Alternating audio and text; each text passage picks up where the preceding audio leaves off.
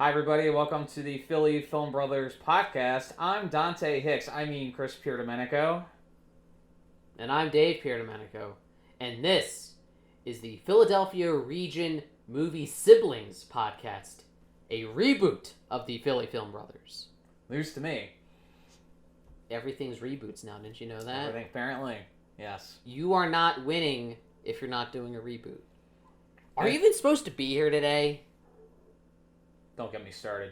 So it's funny. The last podcast we were talking about the sequel reboot, the soft reboot, and I would say we saw a very positive example of that with Jay and Silent Bob Reboot, the 7th entry in the View Askewniverse. I'm a little biased, but I really loved it. We've met him how many times? We've worked with people he's worked with. Yeah. We're biased, but I think ultimately the takeaway from Jay and Silent Bob Reboot is that the way to successfully do a reboot is to mercilessly mock it while you do it. Well, it gets away with those cliches and tropes because it's making fun of them. Right. But I think not only that, I think the Jay and Bob Reboot offered something that wasn't there before. It did. There was a lot more to it. I was going in kind of expecting it to be sort of just a rehash of Strike Back, which in some ways it was. It is, but anytime it is, it makes fun of the fact that it is. Yeah, and that's what I mean. Like, it's this weird meta existence where it's making fun of it by doing it, but it's okay that it's doing it because it's making fun of it. There's a moment in the movie, and it's not, like, I don't think it's a huge laugh out loud moment, but it really, I thought it was one of the funniest parts is when you have Shannon Elizabeth reprising Justice, and she's like, Jay, it didn't work out. You were doing the same thing all these years, just you and Silent Bob. What are you doing in Chicago? And he's like, yo, we got to stop the movie from being made about us. and she's like, see? It's the same thing. We'll get to the fan experience, but first let's the movie itself. So we have not been back to the View Askewniverse since 2006. The live action View Askewniverse. There was a cartoon movie, but the last live action View Askewniverse movie was Clerks 2. So that was, if you can believe it, that was 13 years ago. Wow. And I even remember seeing Clerks 2 in the theater, which is actually the only other View Askewniverse movie I've seen in the theater. Same for me. Yeah. That was 12 years after Clerks. Yeah. Which it's a pretty long gap. This being the sequel to Strike Back. An even longer gap since Strike Back. Even longer gap since the last View Askew movie. I think it's 18 years or 17 years. Yeah, it was 2001. 18 years, yeah. Wow. I just can't believe that. And it's... And somehow that world still exists. It still exists. And it hasn't changed a whole... Like, it's updated with modern times, but...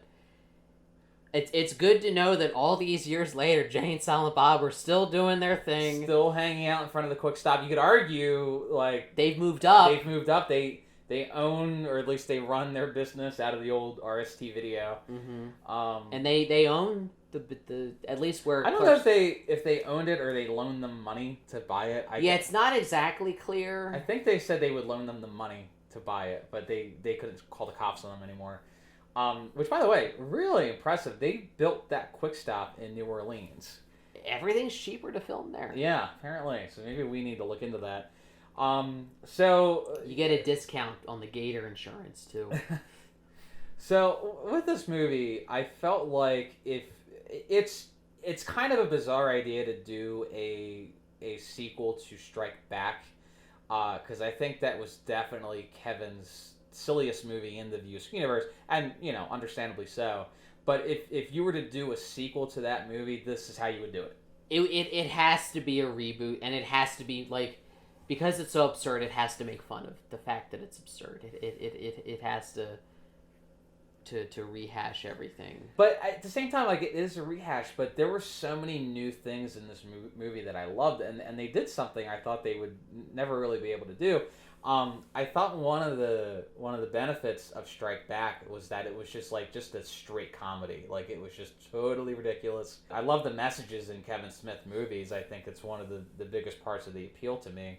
You know, you have Clerks, Chasing Amy, Dogma, really, really deep movies. And this one, I'd say fits in. It did, and he did something really awesome, was that he took the silliness of Strike Back, and then he added in sort of the sentimentality of, say, Chasing Amy or Dogma to an extent, Like even Clerks 2. I was not prepared for this movie to hit me in the feels, right? As the kids say today. You don't go to Jay and Silent Bob Reboot to expect to be hit in the feels. And no, but this one, and it came out kind of at the perfect time for me. Right. You know, I myself became a father only 8 months ago, so it's still it hit me in a way that it wouldn't have had it come out like 2 years ago. And I'm not a dad, but I did feel that. I mean, I thought that Jason Mewes did a phenomenal job as the lead in this, and I think just to see where he's come from, you know, it's just a kind of a goofy kid that Kevin knew in his town that he just had for a small comedic part in Clerks, and just to see him carry this movie, and it's not the first movie that he's ever done, but to see him grow. You know, it's touching to see that all along, like even back then, Kevin saw something in him that underneath, you know, he had, you know, Jason Mewes had a lot of struggles. Yeah. But underneath all that was some really strong talent that we saw on display here that I loved. Yeah. And he still can do all of that while just making, like, the most profane jokes. And he gets away with it. Really I don't know how. He gets away with it. And, you know, there was part of me, I mean, the world has changed a lot since the last time we were in the View Askewniverse. And it's kind of hard to imagine how Jay and Silent Bob could exist in this era. In some ways, yeah, things have changed a lot, but he really makes it work in this. And I think what he had to do, I think the characters had to mature. And they did. Like, they were, you know, the whole road trip, they were the mature, responsible adults. Right. Whoever would have thought they would play that role? And I thought it was very sweet and hilarious where Jay thinks, well, there's like a predator there that shows up, and Jay doesn't realize, like, his daughter has, like, the setup, as like he just starts beating the crap out of this guy. You know, along the lines of, like, when they were beating up the people making fun of them online. Or that poor Easter bunny at the mall. I know, he's beating up this guy like he's the Easter bunny. But the people he's beaten up, it's like over the years, the people he beats up are become more and more deserving of it. Right. He's using that aggression of his for good reasons. Right, yeah. It's just real growth, and it's just great to see these characters grow after 25 years, because we don't want to see the same exact thing. And I think that's why this succeeds, is because it's not the same thing as before. No, they are very different. This is a very different View Askewniverse movie, while at the same time it pays homage to all of them, which I'll get into now. It was wonderful to catch up with characters we loved so many years later. You know, I thought maybe the most meaningful scene to me, maybe my favorite scene in the movie, was seeing Holden and Alyssa come back. And the fact that they had a kid. That they have a kid, and it's funny. Like, I think back to that movie. Chasing Amy was my number one film. I remember of the View Askew movies. But he says in the movie, Holden says in Chasing Amy, when he's talking to Jay and Bob, he's like, you know, this is the girl, I can see kids with her. And I love the payoff all these years later that it wasn't exactly what he thought it was. But it's still, I love that they're, you know, they don't have to be a couple to realize that they're really good co-parents. Right. And and that's a relationship that works with them. And it kind of makes it work, because, you know, and she's still, I don't know if you noticed, but the woman she's with is Kevin Smith's sister, who was at the end of Chasing Amy. That I did not realize. I didn't realize that's the same person. But it's like you feel like you know these characters, and I'm like, oh, I'm so glad that Holden and Alyssa are they're not only just still friends, but they're co-parents, and to Jason Mewes' real life daughter who was in that scene, which made that scene all the more meaningful. Not even to mention just having Ben Affleck and Kevin Smith back together, that adds a whole other layer. And the audience we were with, which we'll get into, it's such a wonderful experience seeing a Kevin Smith movie with the Kevin Smith audience. But I mean, everybody cheered just seeing Silent Bob hug Holden McNeil because that of all the behind the scenes stories of this movie getting made, that was the most meaningful. Was that reconciliation was. Because they hadn't spoken in, I think, it was 8 years. I think maybe longer than that. And Ben had gotten huge. He was Batman. He's Batman, yeah. And it's really cool to see him return to that. I love when we were seeing it. Every time an old View Askew cast member popped up, people cheered. And you know who they didn't cheer that much for? Who? Was Chris Hemsworth. Which, nothing against Chris Hemsworth. Right. He's awesome, we love Chris Hemsworth. It's just it's funny. Like he may be way more famous than some of the other faces in there. Yeah. But the audience we were with, they came to see those faces. I was absolutely delighted when the movie started and you see Dante's car pull up to the quick stop and you see Brian O'Halloran get out, and we cheered because we love that character. We love Brian, and we had just seen Brian a couple months ago. We were very fortunate to get to do to attend a film festival, a film screening with him, a film festival. Shout out to the Delco Film Festival. Look it up. Yes, yeah, we just saw Brian at the Delco Film Festival several months ago, and it just was great to just be there and just witness just this audience celebrating him, which was really cool. And again, every time a View Askew person popped up, it was the audience just went wild.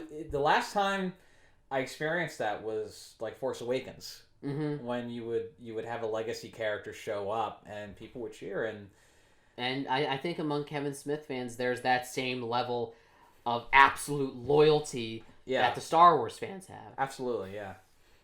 Even more so because Star Wars fans, apparently no one hates Star Wars more than Star Wars fans these days. Yeah, that's a podcast for a different day.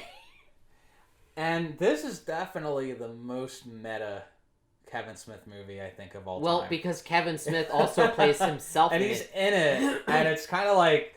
Which I'm still trying to wrap my head around the logic. So, in this universe, Kevin Smith exists as a director, but they mention he's the director of Cop Out. And Tusk. And Tusk. So, the Canada movies exist as movies in this universe, and Kevin Smith exists, but then Kevin Smith, obviously, in this universe, did not get his start making Clerks. Maybe he got his start making Tusk. But then again, at Chronicon, they have a Clerks 25th anniversary panel where we have our friends Marilyn Gigliotti and Scott Schiaffo are in that scene along with Brian and several others. That was the best part. For me, that was the best part, was seeing Marilyn and Scott. Yeah. Well, no, because we've just gotten to know them, and they're suddenly in black and white, and Jay and Bob are in black and white, and it's really like mind blowing. Okay, how does this? Okay, because I think Brian shaved his goatee for that, and so like it's like a Bizarro Clerks film. Yeah, I'm still trying to. If you think about it too long, your brain will explode. And it's not the first time they've broken the fourth wall. Like in it's not uncommon. Like in Chasing Amy, even the Blunt Man of Chronic is based on Jay and Bob, but it was enough of it. It's kind of like Terrence and Phillip in South Park. Yeah. Or Itchy and Scratchy in The Simpsons. Blunt Man of Chronic was always supposed to be how the public saw Jay and Silent Bob. Like general audiences. But Clerks didn't exist in those, but it exists. But there was a Chasing Amy comic. Holden made Chasing Amy comic that became, we found out Alyssa is doing the Netflix series, which I think that would be great. Oh, to go back to the Chasing Amy part, my heart was full when I found out they named their kid Amy. And you saw Silent Bob smile. And when Kevin was explaining how they added that scene, I can't believe that script existed without that scene. Right, because it seems so pivotal to the story now. And it was I already was loving the movie, but that just made it like even 10 times better for me. And it gave me a quotable line I will be saying for the rest of my life. Is it about the stage? No, about how kids are our reboot. Yeah. You know, it made me there was a joke you made. I know. So every parent thinks their kid is like the best kid in the world. Mine is, and I know that, but I know every other parent says that too. But I actually know it. So, Lucy she's only 8 months, but she's really ahead. She's smart. She's already, starting to walk. And I said to you, this kid, she's going to go places. She's going to be way smarter even than me. And you tried to like flip that like an insult, like, oh, your kid's going to be smarter than you. And I said, no. It's not hard to do. And but I said, that's how it's supposed to be. Yeah. I want her to do better than me. I want her to succeed me. And that line just about how kids are our reboot, they're our chance to try it again. To try again, to try to better what we were. That was so profound. And that's something I'll think about for the rest of my life. And he wrote that a week before he shot it, that's insane to me that that it was that late an edition. And it was such a fitting epilogue to Chasing Amy. I think more so because I know we obviously would have loved more Dante, but we're gonna get Clerks 3, and there's clearly more there. And we kind of already got a follow up with them in Clerks 2, but Chasing Amy, it was the epilogue we didn't know we needed. Yeah. I always wondered what had happened to those characters, and they were both in Strike Back too, but not in the same scene. Alyssa's in Strike Back. She is at the movie theater at the end. Which is the other fourth wall moment where they're walking out. She's walking out with her sister from Mallrats, and Tricia is like, oh, that stunk, and she says, well, it was better than Mallrats, which was which was critics said at the time, but Mallrats is great. I think Mallrats is in the wave of like comic book nostalgia. I think it's better.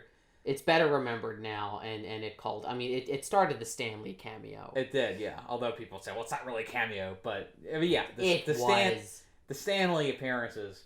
But I know with Clerks and Mallrats, it felt like they were setting up for, okay, we're going to get more of that, but this really felt like an epilogue to Chasing Amy, that this is probably the end, and I thought it was great. I mean, it was just great to revisit that. Kevin Smith really shows a whole new maturity in this film, talking about fatherhood and all these things he's learned, having his own daughter play Jay's daughter, play the lead, essentially, female lead in this, and Harley really carries this, and it's crazy to think it's all down to her and Jay and their chemistry, and you can tell they're very close. Like he's basically her uncle. Yeah, I mean for how many years did Jay live with them? Right, but it's crazy to think that Harley started as baby Silent Bob in front of the Quick Stop and Strike Back, which this movie is the sequel to. So it's kind of like what's the girl's name in The Godfather 3? Sofia Coppola. Sofia Coppola was in The Godfather Part 1 as a baby, and then they brought her back. Did not go as well. She found I think better luck behind the camera. Nothing against Sofia Coppola. Just I think you're right. She's a very talented director. She obviously got it from her father. Not the strongest acting, but everyone's good at different things. And I think maybe she was kind of shoehorned into that role. And if we're being honest, was anything else in The Godfather 3 that good? Like the script she was given to work with? I guess my point is that, it's not always the best idea to work with your friends and family in some cases. I mean, isn't that what we do? That's kind of what we do. This is the Philly Film Brothers. Philly Film Brothers. Yeah. It's different when we do it, internet. Right. But I think Kevin really finds a way to bring out the best in his friends and family, and I think it feels like a family. And I think what he's done brilliantly is, this film was not given a wide release. He makes it an event, and I think we're living in a world now where movie theaters are becoming obsolete. I mean, we just reviewed Terminator: Dark Fate, totally bombed at the box office. It didn't deserve it. But totally bombed. And I think people are getting away from going to the theater, which makes me sad. And what I love what there's nothing like a theater experience. And Kevin's keeping it alive by making it an event. He's like, okay, you know what? This is going to be purely for my fans, and he makes an event of it. He shows up, he does Q&A, he watches it with you. And it was so much more enjoyable seeing it that way than had it gotten a wide release and we just went to see it. Yeah. It was so much more meaningful. Well, it's like you going to a rock concert with your favorite band, essentially. And you know he's there. Yeah. And just the energy, I think, of the place. It's just, you're in anticipation waiting for, like, this is the next chapter of the story you've been following all these years. So, I think it's a smart move, and I think financially it makes more sense as streaming is kind of taking over. I think theaters are going to have to offer something else. They will. I mean, it's the reason why you see so many of them, shelling out for the recliner chairs and the full dine-in service. They're trying desperately to make going to the theater an event. Yeah, again, it's not enough for people. Anyway, it's because they're it's lazy. I can. Not that they're lazy, but can you blame them? I mean, as far as convenience goes, it's tough. It's expensive. It's expensive. I still hate the idea of people downloading movies because that's how movies don't get made anymore. Is because too many people watched it for free. So, I'm always going to be a proponent of going to the theater, but I think it's the way that films are meant to be seen. Kevin has found a brilliant way to continue that while making it its own thing, making it an event. Like, do you remember when going to Star Wars was an event? I still remember. It was the first movie I ever saw at midnight. I was in 10th grade. Yeah. And we went to see Revenge of the Sith at midnight. Yeah. And it was a Thursday night. And we went with Dad, remember? Yeah. And he told me, because we were going at midnight, we didn't get home till like 3 or 4 a.m. And he's like, Dave, if you want, you can like play hooky from school tomorrow. And I said, no. I want to be the one, and I'm going to be the only kid in school that saw it. Oh, yeah, so you can spoil it? Not to spoil it, but to brag, because they were like, oh, I'm going to see Revenge of the Sith this weekend. And I'm like, I saw it last night. I already saw it, yeah. But going to see that, I still remember fully grown adults dressed up as Jedi fighting with lightsabers in between the theater aisles. And it was awesome. Yeah. I loved that energy. Yeah, and it felt like that here. You had people dressed up. I mean, how many people were... I kept looking like, oh my god, there's Kevin... No, wait, there's just a guy dressed as Silent Bob. Well, there were at least like 5 or 6 of them. And it's great to go and just run into people that I know from the World of Kevin Smith Facebook group. Which it's this nice little community that, again, it's an event. Mm-hmm. He has made the theater going experience an event again, and so... I mean, I hope he releases Clerks 3 the same way. Yeah, I think he will. And I know they were talking about doing either a Mallrats sequel or series or something like that. So it will be... Just tell him to do it on Netflix. They do everything. I know. Well, he's working on it. Hulu or Amazon Prime or Apple TV. I know if he can, he will. Any of the million... Maybe not Disney Plus. Maybe not their thing. So I guess bottom line... I would say this is one of my favorite View Askewniverse films, for sure. Yeah, I'm still trying to place it, just like with the others. I know you love Chasing Amy. Dogma's always been my favorite, and it's I'd say for me like Clerks, Chasing Amy, and Dogma would be the top ones. And what I loved about this is that it took the sheer hilarity of Strike Back and just combined it with the sentimentality of Chasing Amy. It's hard to rank them. It really is, because they give you different things. And it's unlike the other soft reboots we've seen lately, this actually offered something new.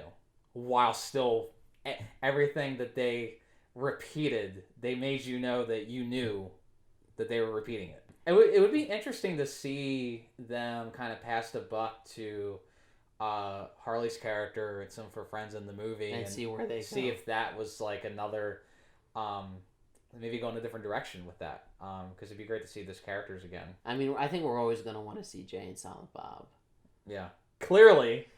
all these years later, I was waiting, and they delivered on it. I was waiting for the moment for them to say something like, "Well, who would want to see a reboot of Jay and Silent Bob?" And then they all look at the camera. You're waiting for that. As Silent Bob, like, smiles. Yeah.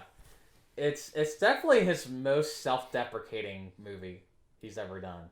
You know, it's funny. It's like all the criticisms that he writes of himself are so much worse than what like internet trolls say.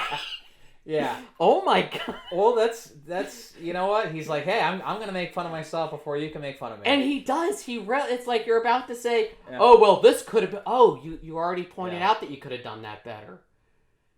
You got me. There was a lot we liked about it. As far as things that I didn't like, really only two come to mind, and they're very minor criticisms. Mm-hmm. The whole reveal of the Chinese girl actually being like a Russian spy. Yeah. I see where he was going with it, and I think that it didn't quite hit its landing. I think that it almost like it's a goofy movie, but I feel like that level of goofiness almost felt like it was from a different movie. But that's the whole idea, though. No, and I get that, and maybe it's just that. And if you think back to the Girl Gang of Strike Back, I mean that was kind of their thing too. They were from a totally different movie. And maybe it's just the Russian thing that got me. So I think who else is going to be the villain? Maybe I don't know. Just I feel like either it didn't go. Either it went too far or it didn't go far enough. So I think in 2019, it has to be a Russian secret agent villain. I mean, I was thinking back to I know it's very Stranger Things this year, which I don't know if they knew about. Yeah, that's a weird coincidence, maybe. Yeah, but I was thinking of that when I saw the movie, and I didn't even make that connection. But you know what? That was my least favorite part of that season. Oh, okay. So maybe I just have an issue with random Russian bad guys. Russian spies. Oh, they're kind of in again to be the villains. I just feel like it's been done.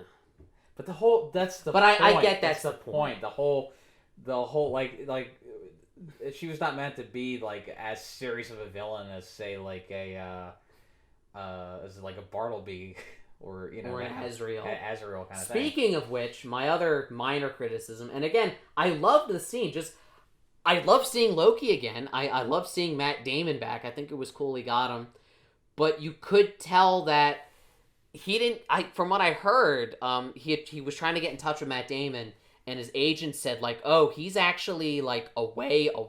I can't even get in touch with him for like a month or two." So they did all the principal photography, and then his agent said, "Oh, Matt says he's in." Yeah. And Kevin was like, "Oh, well, we just finished the movie. Where can I fit him in?" So his scene, while it's fun, you can tell it was just kind of added on, but I don't know how else he could have done that. Well, I am grateful for that scene because I will never forget. I had a very meaningful weekend in April 2005. I want to say it was April 2nd. We gone to see Kevin Smith at the Count Basie Theater in Red Bank, New Jersey, and that was one of his longest. I think maybe the longest Q&A he ever did. That one ran from like 8 o'clock to like 4 or 5 a.m. Now, to be fair, it was daylight savings time, so we lost, and we jumped an hour ahead during it. Right. But well, and he met every fan that waited for him outside his store. I gotta give him props for that. We got in there like 4 or 4:30, and he took the time to talk with us and take a picture and sign our stuff. And that was our first time meeting him. Yeah. And that's when I knew this guy is not like other celebrities. And he's a million times cooler. Well, and he stayed until 7 in the morning until everybody was gone because everybody showed up, and that's why like I hate when he gets harassed because he's the coolest guy ever. He is so kind to his fans. Don't take advantage of it. And it seems like the people that do try to take advantage of him are not really fans. Yeah, I mean, he was saying that at our showing that they're kind of the autograph hounds, the ones that they get him to sign a bunch of different things and then they go sell a bunch of copies of the same thing. Yeah, and then just they can sell them. And that's a lot of celebrities. I've gone to a couple cons lately, and the celebrities now are personalizing their signatures so they don't get resold. And as a fan, I love having mine personalized. It's so. At Monster Mania, I got Danny Trejo to sign my copy of Once Upon a Time in Mexico, and I got him to write "To Dave the Mexican." That's epic, all right? It's awesome. It's still on my shelf. I love that movie. That's great. So anyway, I remember that that scene was meaningful to me because at the Q&A, actually the first time I ever spoke to Kevin Smith, I asked him what happened to Loki, and he said something I won't repeat here, but it was really, really funny. And he said that he would always know. I wouldn't know, but he knows what happened to Loki, and they actually do say what happened to him. So that's finally revealed. Loki became Jason Bourne. Yes. How did you not get that right away? Because I didn't hear you laugh until Matt Damon was like halfway. Because it's been a long time since I knew the second he said he got picked up by Italian fishermen. That's the opening of Bourne Identity. Because I didn't remember that they were Italian fishermen. How do you not remember Bourne Identity? It's a great movie. Because I'm not as big. I only saw the first two. You're missing out. No. Okay. Stop at the third one. Tangents. And just pretend the other two don't exist. Yes. It should have ended with Ultimatum. Okay. Anyway. So I appreciated that. So in that way, it was kind of an epilogue of Dogma in a way. We got that closure. Yeah. Well, I remember you said to him that in your heart you feel like Loki went to heaven. Yeah. And he called it the something answer. Yes. Yes, he did. Look, we may be biased. We did have friends that were in the movie, that worked on the movie, but it's still really a lot of fun. If you are a Kevin Smith fan, you need to go. And you need to see it at the roadshow. Yeah, the roadshow. Not the... Because I know it came out as a Fathom event. Yeah, well, they have that too. You got a free poster for that. So you should go... Go to both. Whether you go to the Fathom event or you go to the roadshow, definitely go see it. It is a lot of fun. And you can ask Kevin a question. Yeah. Ask him how much better his experience was in Philly over Pittsburgh. Well, actually, no. Somebody harassed him in Philly too. Oh, they did? I didn't know that. Yeah, they did. So, and you will not find anyone kinder to their fans than Kevin Smith. But sorry, Kevin Smith. Pennsylvania sucks. We know. We've lived here our whole lives. Yeah. Well, anyway. That's going to wrap it up for Philly Film Brothers. Thanks for joining us. We'll see you next time.